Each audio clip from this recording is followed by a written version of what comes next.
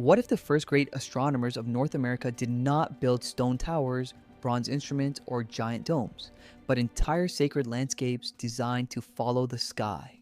Long before European arrival, long before modern science gave names to lunar cycles and solar alignments, ancient peoples across North America were already studying the heavens with remarkable precision.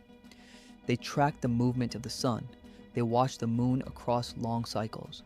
They aligned temples, mounds, plazas, and sacred structures to the rhythms of the cosmos. To them, the sky was not distant. It was a calendar, a guide, a source of power, and a sacred language. And hidden among desert cliffs, vast earthworks, and silent canyons, the evidence still remains. Tonight, we uncover the ancient astronomers of North America. When most people think of ancient astronomy, they imagine Egypt, Mesopotamia, or the Maya. But across North America, cultures separated by great distances also built their lives around celestial observation. In the dry Southwest, in the Mississippi Valley, and across the deserts and plateaus of the continent, ancient communities carefully watched the horizon. They learned where the sun rose at summer solstice and where it returned at winter solstice. They noticed the moon's changing path. They connected the stars to ceremony, farming, leadership, and survival itself. These were not random observations, they were repeated, remembered, and built into architecture. The people of ancient North America did not simply admire the sky, they used it. The heavens told them when seasons were turning. They signaled when to plant, when to gather, and when to prepare for change. In fragile landscapes where rainfall and temperature could mean life or death, this knowledge mattered deeply. But astronomy in ancient North America was never only practical. It was also spiritual. The sky was filled with meaning. The sun, moon, and stars were woven into sacred stories and community memory. To observe the heavens was not just to measure time, it was to understand humanity's place in the universe. One of the most extraordinary places in this story is Chaco Canyon in present-day New Mexico. More than 1,000 years ago, the ancestors of today's Pueblo peoples built an astonishing ceremonial and architectural center in a harsh desert landscape. Massive, great houses rose from the canyon floor. Carefully planned roads stretched outward across the land.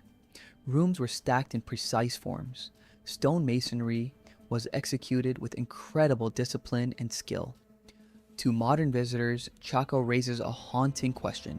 Why build something so monumental in such an unforgiving place? Part of the answer may lie in the sky. Many structures in Chaco appear to have been aligned to important celestial events. Certain doorways, windows, and walls seem positioned to interact with sunlight at key moments of the year. The architecture was not simply shelter. It may also have been a way of making cosmic order visible. This suggests that Chaco was more than a settlement. It was a sacred landscape shaped by astronomical awareness. Its builders were not placing stone at random. They may have been creating a world in which the movements of heaven were reflected on Earth. Perhaps the most famous example of ancient astronomy in North America is found high on Fajada Butte, overlooking Chaco Canyon. There, on a rock wall, ancient spiral petroglyphs were carved into stone. Leaning against them are thin slabs of rock, and at certain times of the year, sunlight passes between those slabs in a stunning display. At summer solstice, a thin blade of light cuts through the center of one spiral. At winter solstice, the pattern changes. At the equinoxes, the shadows shift again. This phenomenon became known as the sun dagger. It is one of the most breathtaking pieces of archaeoastronomy ever identified in North America because it seems to show deliberate design. Light and shadow do not strike the spirals randomly. They create meaningful patterns tied to the solar calendar. And there may be even more to the site. Some researchers have suggested that the arrangement also reflects the moon's long cycle, including the lunar standstill, a complex pattern that takes 18.6 years to complete. If that interpretation is correct, then the observers at Chaco were tracking not just the yearly movement of the sun, but a much longer celestial rhythm that required patient observation across generations. Whether every detail of that theory is correct or not, one truth remains. The people of Chaco were paying very close attention to the sky. This was not casual knowledge, it was disciplined knowledge. In the ancient Southwest, astronomical knowledge was deeply connected to survival. This was a land of uncertain rainfall, difficult farming conditions, and narrow seasonal windows. For agricultural communities, timing mattered. Plant too early, and frost might destroy the crop. Plant too late, and harvest could fail. The sky helped solve that problem. By watching the sun's position on the horizon and noting the arrival of certain stars, ancient communities could anticipate seasonal shifts. Over time, these observations became part of a practical system, one that supported planning cycles, ceremonies, and social coordination. Among the ancestral Puebloan communities of the wider Four Corners region, including places like Mesa Verde, the relationship between sky, landscape, and architecture may also be seen in how settlements were positioned and how light entered certain spaces. For these communities, astronomy was not abstract science, it was part of everyday life. The sun announced time, the horizon became a calendar, and the stars helped organize the year, but it would be a mistake to see this knowledge as only agricultural. In many indigenous traditions, celestial bodies were living presences within sacred stories. Sky watching was not separate from a religion, it was woven into it. To study the heavens was also to maintain harmony with the world. Far from the deserts of the Southwest, another great center emerged in the Mississippi Valley, Cahokia. Located near present-day St. Louis, Cahokia became the largest pre-Columbian city north of Mexico. At its height, it was a place of monumental earthen mounds, vast plazas, and dense population. It was one of the greatest urban achievements in ancient North America, and it too appears to have been connected to the sky. Archaeologists discovered a series of large circular timber arrangements west of Monk's Mound. These circles, rebuilt several times, became known as Woodhenge. From a central point, certain posts lined up with the sunrise on the solstices and equinoxes. One post marked the summer solstice sunrise, another aligned with the winter solstice. Others may have structured the ceremonial calendar of the city. This was more than a clever construction. It was a monumental timekeeping device. In a city as powerful as Cahokia, the ability to mark sacred time would have been politically and spiritually important. Leaders and ritual specialists could use astronomical knowledge to organize ceremonies, festivals, and public events. The turning of the year was not just seasonal, it was social. Imagine hundreds or thousands gathered at dawn, waiting for the sun to rise exactly where the skywatchers had predicted. In that moment, astronomy became authority. The heavens confirmed order on Earth. That is what makes Woodhenge so powerful. It shows that in ancient North America, astronomy could be public, ceremonial, and political all at once. Chaco and Cahokia are the most famous examples, but they were not alone. Across North America, ancient peoples shaped landscapes with remarkable attention to direction, geometry, and celestial meaning. Mounds were often aligned to cardinal directions. Ceremonial spaces reflected cosmological ideas. Architecture was used to connect the human world with larger cosmic patterns.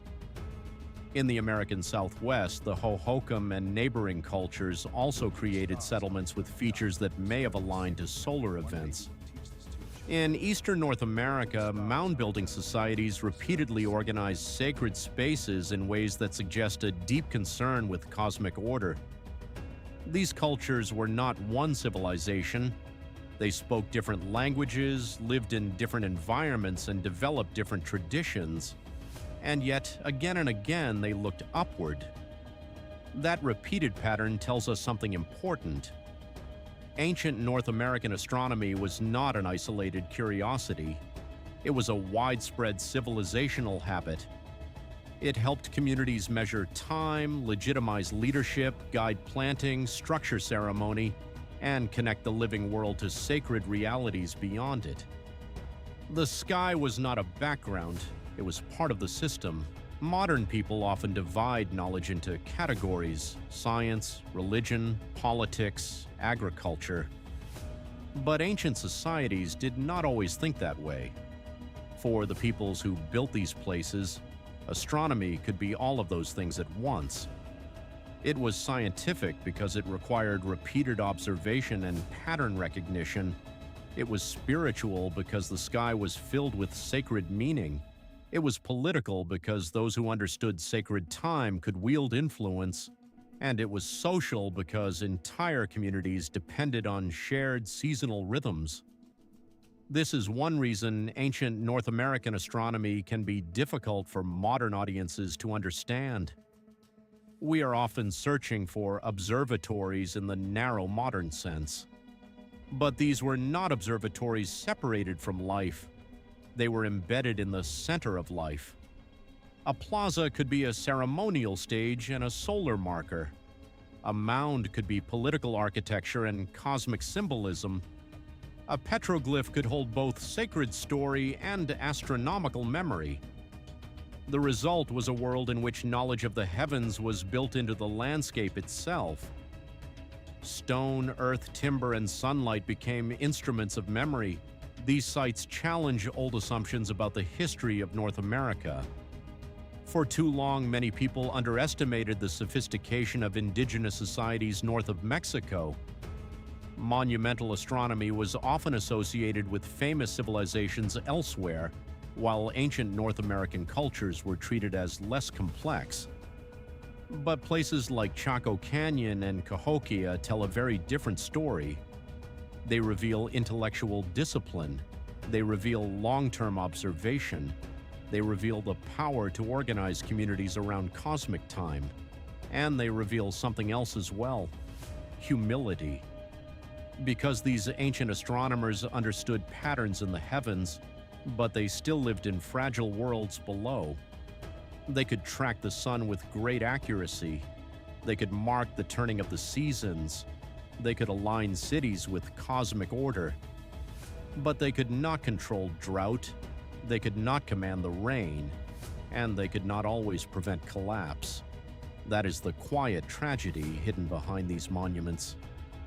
The sky offered knowledge, but not complete protection.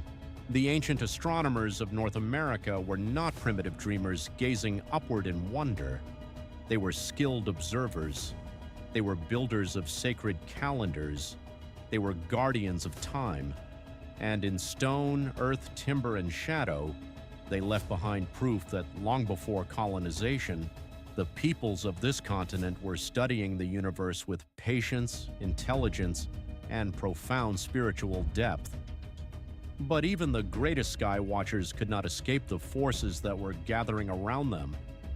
Because sometimes a civilization does not fall in a single battle.